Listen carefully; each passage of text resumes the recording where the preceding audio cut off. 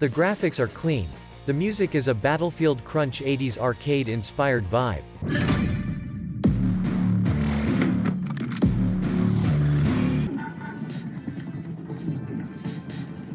Song kind of goes hard, bro. And the running and gunning is buttery smooth. With the finals, Embark Studios has created a perfect video game sandbox. You probably know by now, but the finals is a free-to-play team-based shooter that has you competing against other squads to see who can capture the most money. It's essentially a combination of Capture the Flag and Call of Duty's Hardpoint with a state-of-the-art, completely server-side physics engine solution. And while the finals may be starting with a capture, deposit, and hold the money game loop, I don't think Embark Studios is going to stop there. The gameplay is fun now, sure, but we're in the honeymoon phase. The finals only game mode is very simple, and the novelty of blowing up buildings into a million chunks is going to wear thin quickly. But the groundwork Embark Studios has set up is what gets me most excited. With their unique implementation of the Unreal Engine, the server-side physics solution, and the premise of the game, Embark Studios has given themselves complete freedom to do whatever they want in the future. And we're in for a ride. Here's a pop quiz.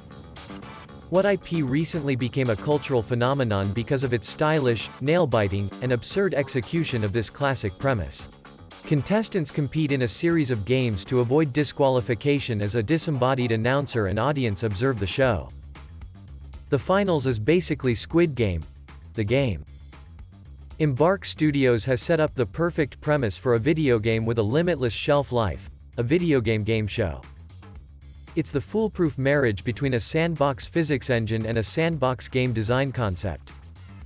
In the same way GTA 5's player base is still going strong after 8 years, I don't doubt that the finals is here to stay.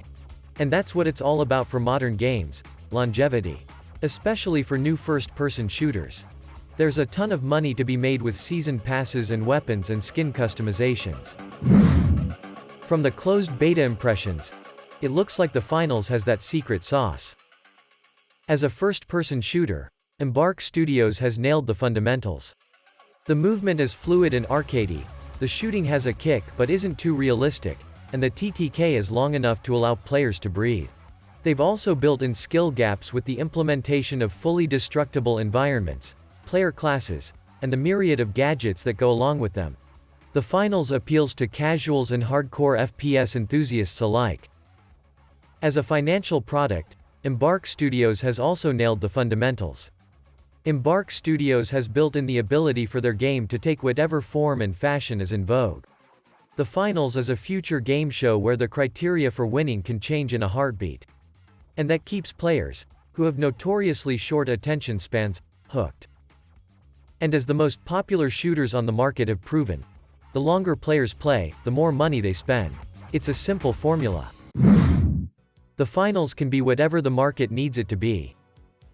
Just like Apex Legends and Warzone included variations of team deathmatch, tag, and special movie tie-ins to keep players interested, expect the same dynamism in the finals.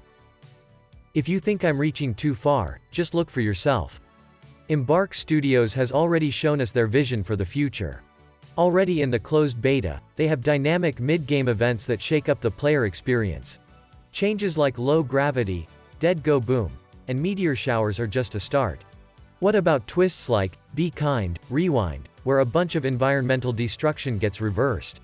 Or maybe, The Floor or Lava, where dead players explode into molten goo that makes certain terrain a walking hazard. In the finals, the possibilities are endless. The finals is easily my most anticipated competitive FPS title. Not because it's simply something new to play, but because of what the game represents. Good games have stopped being about one and done a while ago. We gamers expect more stories to be told and experienced within game worlds these developers take years to build for us. This is why we have sequels. This is why we still want Half-Life 3. The finals lets us go on a ride where anything, and I mean anything, is possible. Did you guys get into the closed beta? What did you think? Drop your thoughts in the comment section. Don't forget to give the vid a like and subscribe to the channel, and as always, stay cool, gentlemen.